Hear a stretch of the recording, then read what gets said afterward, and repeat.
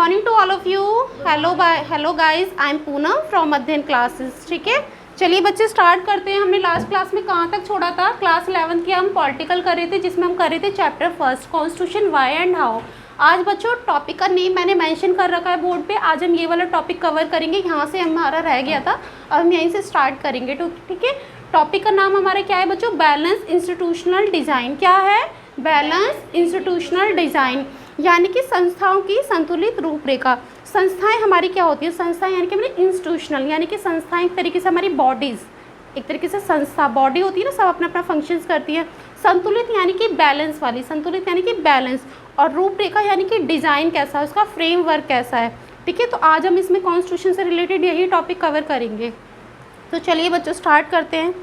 बच्चों यहाँ पे क्या बोला गया है? संविधान को जनता नहीं प्राय एक छोटा समूह ही नष्ट कर सकता है। बोल रहा है कि जो हमारा कॉन्स्टिट्यूशनल है, जिसको हम पढ़ रहे हैं, हमारा पूरा चैप्टर बेस्ड है इसमें इसको सिर्फ कौन नष्ट नहीं कर सकता? एक सिर्फ जनता, जनता यानी कि हम लोग, पब्लिक ही नष्ट नहीं कर सकते, इसको स्पॉइल नहीं कर सकती, इसको दी एंड नहीं कर सकती, बल्कि एक छोटा सा समूह, छोटा समूह जानते हो, यानी कि स्मॉल ग्रुप ही इसको क्या कर सकता है? इसको नष्ट कर सकता है, यानी कि उसका दी एंड कर सकता है। क्योंकि वह अपनी शक्तियाँ बढ़ाना चाहता है, क्योंकि वो अपनी पावर्स को क्या करना चाहता है? इंक्रीज़ करना चाहता है, बढ़ाना चाहता है।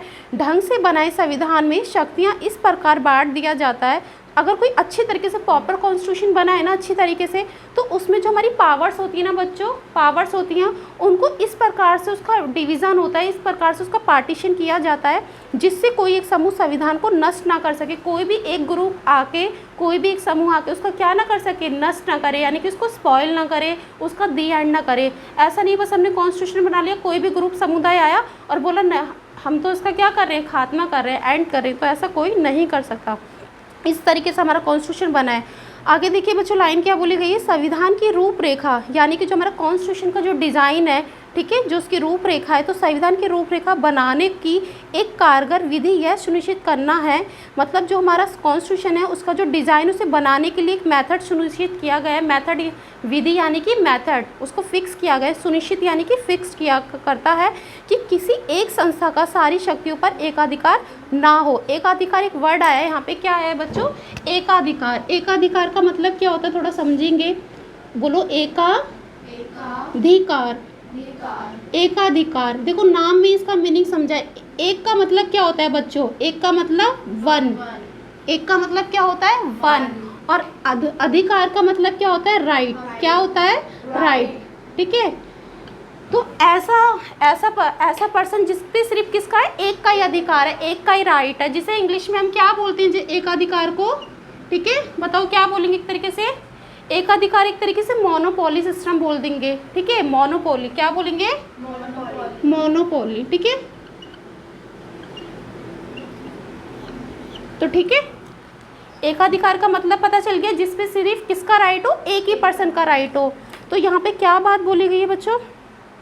संविधान की रूपरेखा बनाने की कारगर विधि यह है कि सुनिश्चित करना है कि किसी एक संस्था का, एक संस्था यानी कि किसी भी एक बॉडी का, एक इंस्टीट्यूशनल बॉडी का सारी शक्तियाँ, यानी कि सारी शक्तियाँ, यानी कि ऑल पावर्स जितनी भी हैं, सारी पावर्स का एक पे कंट्रोल ना हो, किसी एक का ही राइट ना हो। ठीक है, क्योंकि अगर सोचो एक पर्सन का ही राइट हो गया, एक पर्सन को सारी शक्तियाँ, पावर्स मिल गई, तो उसका क्या कर सकता है?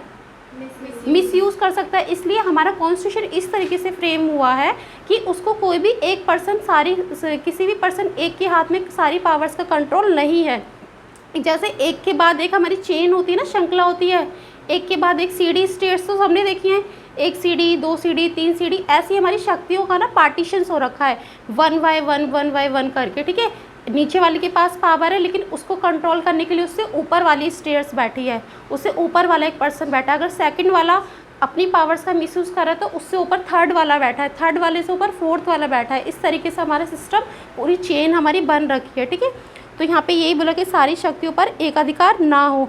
ऐसा करने के लिए शक्तियों को कई संस्थाओं में बांट दिया जाता है कि कोई भी इसका मिसयूज़ पावर्स का ना करे। इसलिए जो हमारी शक्तियों को क्या करा है? पार्टीशंस करा है, डिवीज़न कर रखा है हमारी पावर्स का, और किसमें? अलग अलग बॉडीज़ में कर रखा है, अलग अलग संस्था में कर रखा है। ठीक है, एग्जाम्पल के लिए बच्चों देखो क्या बोला गया। उदाहरण के लिए, भारतीय संविधान शक्ति को एक समान धरातल पर विधायिका, कार्यपालिका और न्यायपालिका जैसी संस्थाओं पर स्वतंत्र संवैधानिक निकाय जैसे निर्वाचन आयोग आदि में बांट देता है।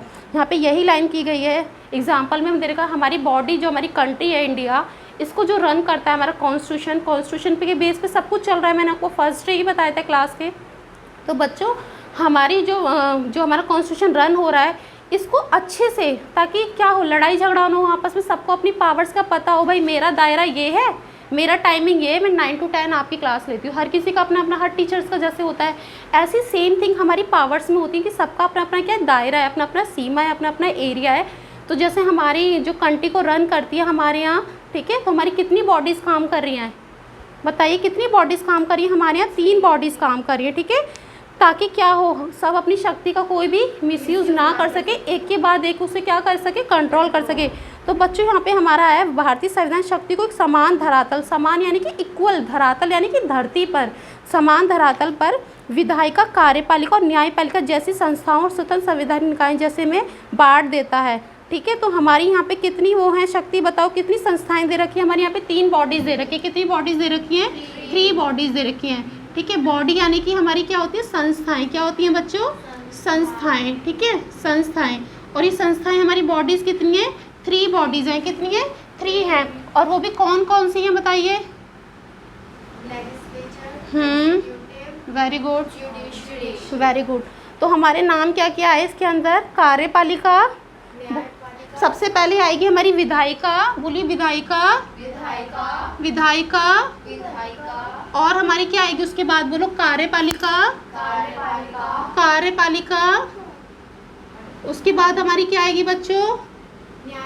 न्यायपालिका। क्या आएगी? न्यायपालिका।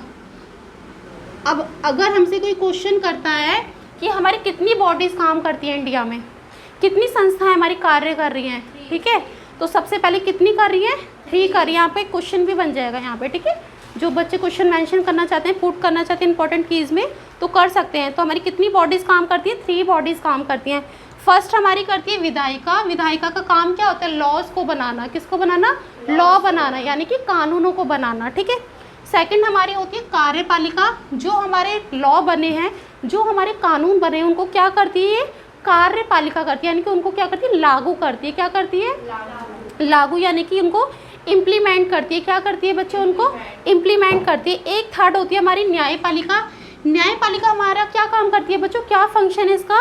ये देखती है जो हमारे कानून बने हैं क्या वो अच्छे से इम्प्लीमेंट हो रहे हैं, क्या उनको सही तरीके से उनका यूजेस हो रहा है, क्या हर, जैसे हमारे फंडामेंटल राइट्स मिले हैं हर सिटीज़न को, इंडियन को, तो ये देखती है क्या हर किसी के साथ, जैसे हमारा एग्जाम्पल के लिए ये देख लो, एक हमारा क्या है? RTE है। क्या है? RTE। ये 2009 में आया था, ठीक है, लेकिन इसको इम्प्लीमेंट किया गया था 2010 में किया गया था, ठीक है, लागू हुआ था ये 2010 में। और इसका कार्य क्या था? सभी बच्चों को क्या मिलनी चाहिए? जो बच्चे 6 से लेके 6 से लेके 14 वर्ष के बच्चे हैं, ठीक है, 6 से 14 वर्ष के जो बच्चे हैं उनको क्या मिलनी चाहिए? फ्री एंड, बोलिए, फ्री एंड कंपलसरी एजुकेशन मिलनी चाहिए। क्या मिलनी चाहिए?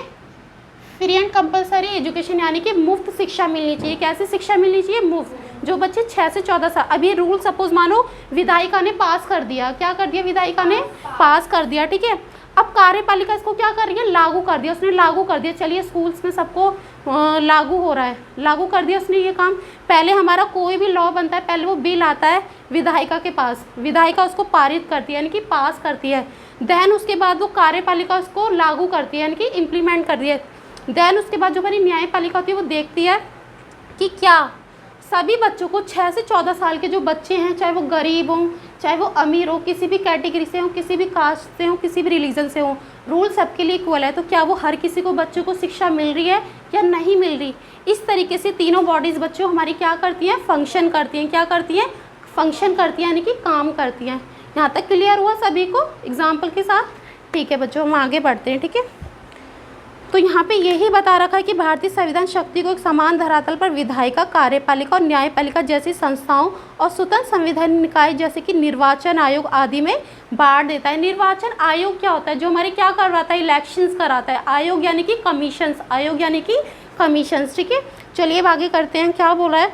इससे ये सुनिश्चित हो जाता है, यानी कि ये फिक्स्ड हो जाता है कि यदि कोई एक संस्था है, यदि कोई एक बॉडी है, ठीक है, जो संविधान को क्या करना चाहे, नष्ट करना चाहे, यानी कि उसको उसका दी एंड करना चाहे, उसको खात्मा करना चाहे, ठीक है, तो अन्य दूसरी संस्थाएं उसके अतिक्रमण को नियंत्रित कर लेंगी। जो अन्य संस्थाएं, जैसे मैंने सपोज मानो विधायिका क्या करना चाहती है, नष्ट करना चाहती है कॉन्स्टिट्यूशन को, तो इस पे कंट्रोल करने के लिए कौन है, कार्यपालिका। अगर कार्यपालिका भी करना चाहे और ये दोनों मिलकर करना चाहे तो इन दोनों को कौन देखती है, न्यायपालिका देखेगी, हमारी जुडिशरी देखेगी, ठीक है, जो हमारी कोर्ट कचहरी में अक्सर होता भी है। जो भी हमारे जस्टिस के मामले होते हैं, जो भी मुद्दे होते हैं, टॉपिक्स होते हैं, उनको कौन करता है, कौन उनकी न्यायपालिका करती है। तो यही बता रखा है इस लाइन में, ठीक है, कि यदि कोई एक संस्था संविधान को नष्ट करना चाहे तो अन्य संस्थाएं उसे अतिक्रमण को नियंत्रित कर लेगी, अन्य उसको क्या कर लेंगी, कंट्रोल कर लेंगी।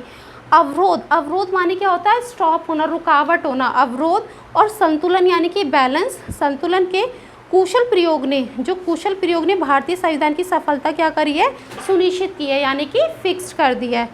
ठीक है, यहाँ तक हमारा टॉपिक कंप्लीट हुआ। आगे चढ़ते हैं। आगे देखो नीचे लाइन में बच्चों क्या बोला गया है, संस्थाओं की रूपरेखा, जो हमारी बॉडीज़ हैं उनका जो डिज़ाइन है, संस्थाओं की रूपरेखा बनाने में, उसको मेक करने में इस बात पर भी ध्यान रखा जाता है, मतलब एक बात पे और फोकस करा गया अच्छे से कि उसमें बाध्यकारी मूल्य, कुछ हमारे वैल्यूज़ होती हैं, मूल्य होते हैं बाध्यकारी, यानी कि जो हमें क्या करते हैं, बांधते हैं, जो हमें क्या करते हैं, फोर्स करते हैं। बाध्यकारी जो हमें फोर्स करते हैं, मूल्य हो गए, हमारी वैल्यूज़ हो गई, ठीक है, नियम हो गए, हमारे रूल रेगुलेशंस हो गए, हमारे प्रिंसिपल्स हो गए, और प्रक्रियाओं का मतलब क्या होता है, प्रोसीजर। क्या होता है बच्चों, प्रोसीजर के साथ अपनी कार्य प्रणाली में लचीलापन का संतुलन होना चाहिए।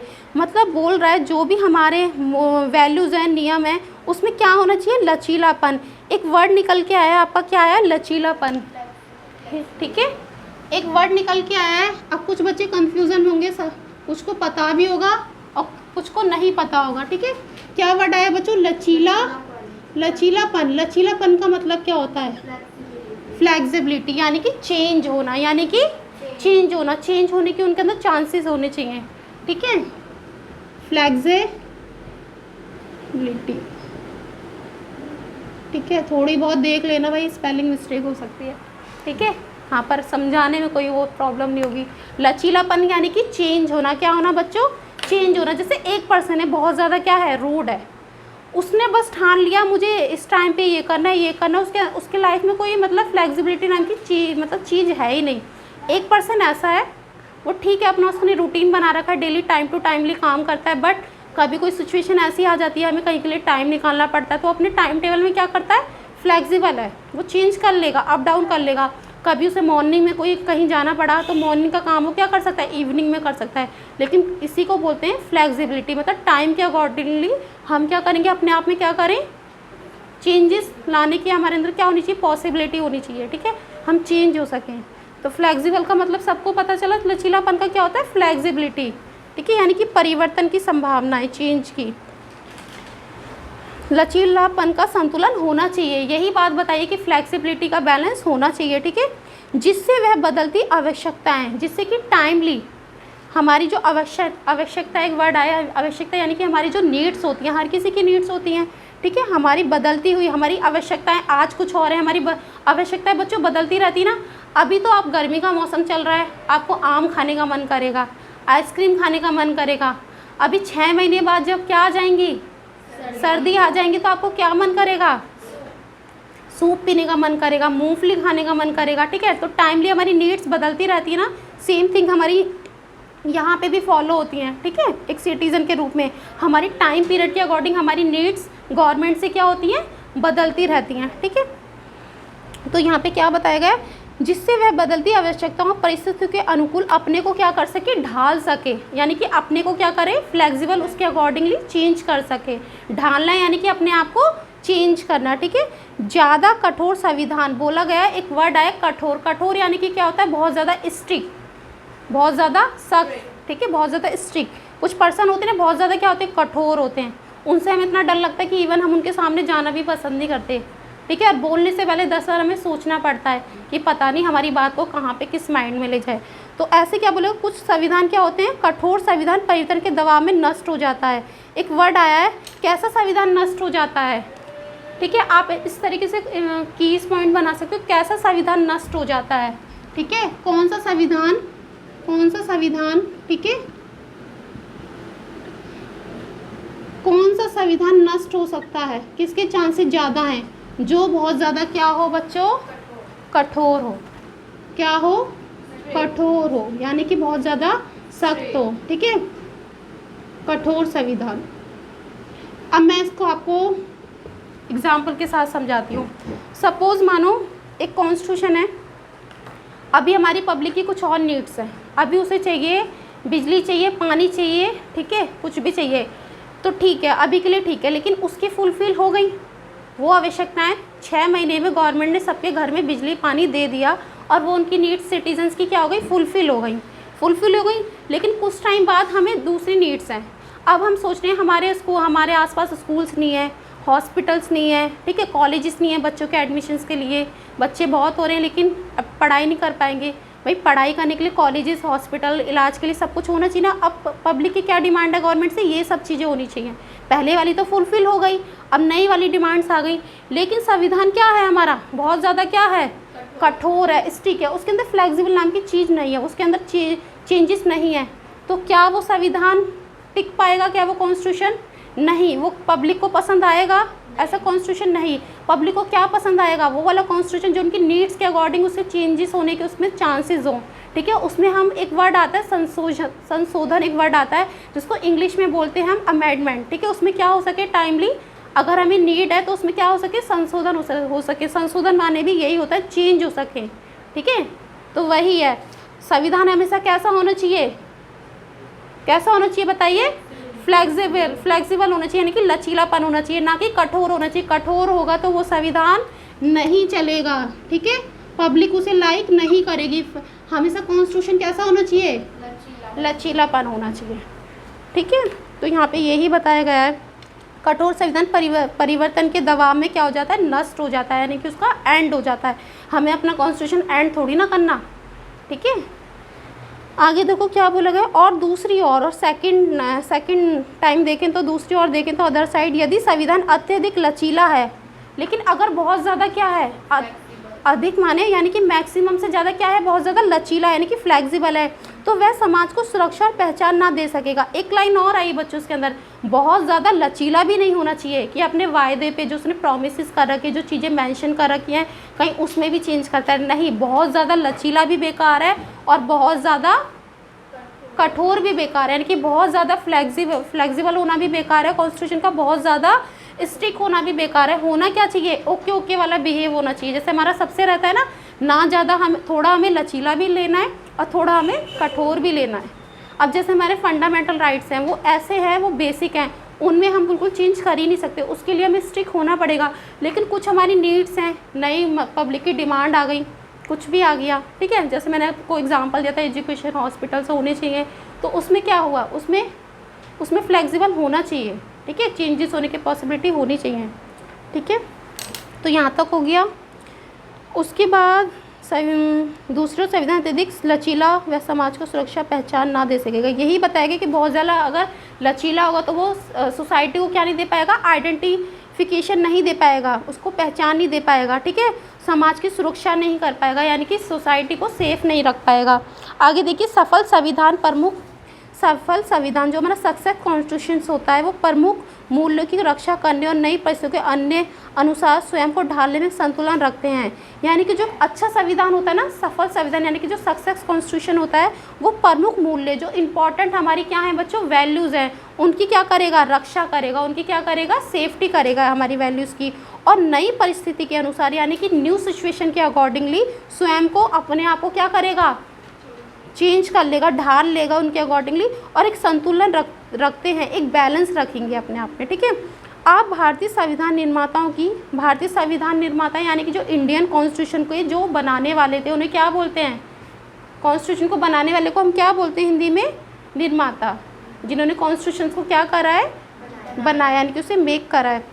आप भारतीय संविधान में निर्माताओं की समझदारी को, उनकी अंडरस्टैंडिंग को 9वें अध्याय यानी कि 9वें चैप्टर में, संविधान एक जीवित दस्तावेज, एक पूरा के पूरा आपका चैप्टर आएगा बच्चों, 9 चैप्टर, जिसमें हम पूरा कॉन्स्टिट्यूशन के बारे में और डिटेल में पढ़ेंगे कि कैसा हमारा कॉन्स्टिट्यूशन एक जीवित दस्तावेज है, कैसा उसके अंदर, कैसा वो लचीला है, कितना फ्लेक्सिबल है, उसमें कितने चेंजेस होते रहते हैं। अब कोई चीज़ डेड है तो उसमें कोई चेंज होगा? मुर्दा इंसान उठ सकता है?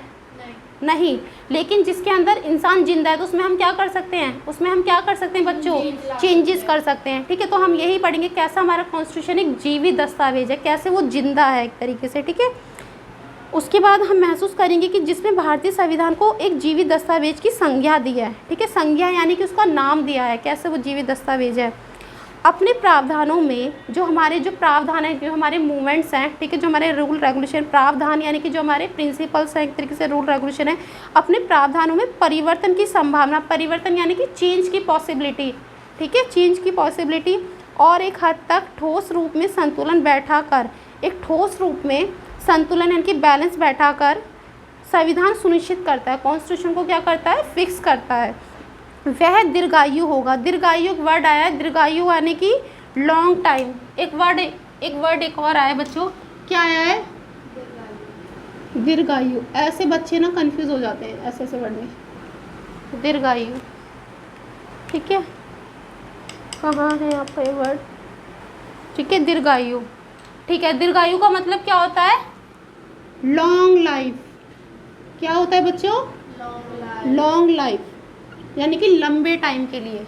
ठीक है, तो ऐसे हमारा कॉन्स्टिट्यूशन क्या होगा, लॉन्ग लाइफ के लिए होगा, लंबे टाइम तक कंटिन्यू रहेगा।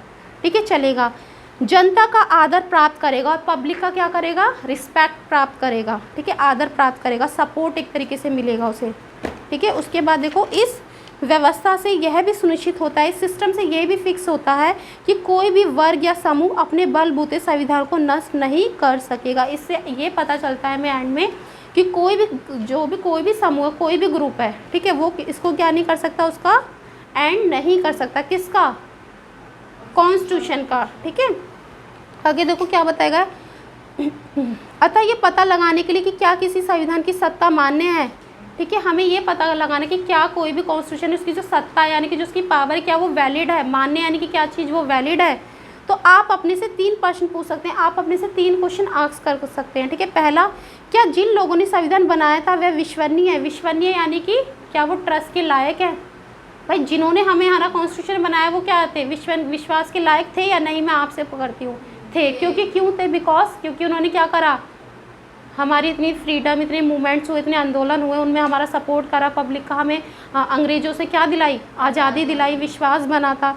ठीक है, तो इस प्रश्न का उत्तर इसी अध्याय में आगे मिल जाएगा आपको। सेकंड बोला गया। दूसरा क्वेश्चन हम ये कर सकते हैं बच्चों, दूसरा, क्या संविधान ने सुनिश्चित किया था कि सूझबूझ के साथ, सूझबूझ यानी कि एक राय, अंडरस्टैंडिंग के बाद, ठीक है, सूझबूझ मतलब बातचीत अच्छे से करके एक सूझबूझ के साथ शक्ति को इस प्रकार संगठित किया जाए, यानी कि पावर को इस प्रकार संगठित यानी कि कलेक्ट किया जाए।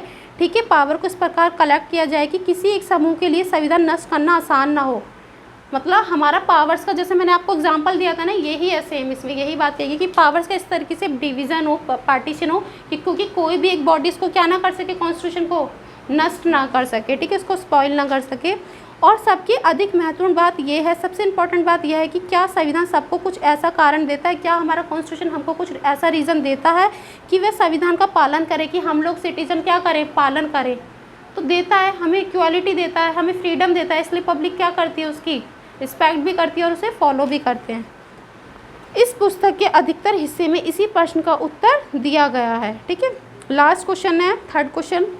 आप ये अपने आप से पूछ सकते हैं, क्या संविधान लोगों की आशाएं क्या होती हैं, होप्स, डिज़ायर्स यानी हमारी विश, और आकांक्षा यानी कि हमारी, ये भी एक तरीके से क्या होगी, आकांक्षा, डिज़ायर्स हो गई। ठीक है, आशा हमारी होप हो गई। भाई मेरी किसी से आशा है कि ये बच्चा पास हो जाए, ये क्या है, मेरी आशा है। और मेरी आकांक्षा क्या है, मेरी विश है कि बड़े होके पास तो हो जाएं पर बड़े होके कुछ ना कुछ बन जाएं। ठीक है, तो ये मेरी क्या हो गई, आकांक्षा हो गई। आकांक्षा का पिटारा है। ठीक है, क्या संविधान लोगों की आशा और आकांक्षा का पिटारा है, तो पिटारा तो है, पिटारा यानी कि उससे भरा हुआ है, डब्बे से तो भरा हुआ है। हमें कुछ ना कुछ सिटीजन को कुछ ना कुछ गवर्नमेंट से लगा ही रहता है, कभी कोई आशा लगी रहती है, कभी कोई आकांक्षा लगी रहती है। ठीक है, तो संविधान द्वारा लोगों की निष्ठा प्राप्त करने की योग्यता, कॉन्स्टिट्यूशन द्वारा लोगों की निष्ठा यानी कि फेथ प्राप्त करने की जो योग्यता है, जो कैपेबिलिटी है, ठीक है, जो एबिलिटी है, काफ़ी कुछ इस बात पर भी डिपेंड करती है, यानी कि निर्भर करती है कि संविधान न्यायपूर्ण है। हमारा कॉन्स्टिट्यूशन कैसा है बच्चों, न्यायपूर्ण है, सबको क्या देता है, न्याय देता है। ठीक है, या नहीं, न्यायपूर्ण है या नहीं। भारतीय संविधान में न्याय के बुनियादी सिद्धांत क्या हैं। जो हमारा इंडियन कॉन्स्टिट्यूशन है उसमें न्याय के बेसिकली सिद्धांत क्या हैं, क्या क्या उसके प्रिंसिपल्स है। ठीक है, बेसिक, बुनियादी का मतलब होता है बच्चों बेसिक, बुनियादी का मतलब क्या होता है बेसिक। ठीक है, और सिद्धांत यानी कि प्रिंसिपल्स। ठीक है, रूल्स। इस पुस्तक को का अंतिम अध्याय इस प्रश्न का ही उत्तर देगा। ठीक है, तो बच्चों आज हमने इतना टॉपिक कंप्लीट कर लिया। नेक्स्ट हम करेंगे भारतीय संविधान कैसे बना, यानी कि हमारा जो इंडियन कॉन्स्टिट्यूशन है वो कैसे मेक हुआ। ठीक है, कैसे बना, यानी कि how was the Indian constitution made. ठीक है, भारत का संविधान कैसे बना।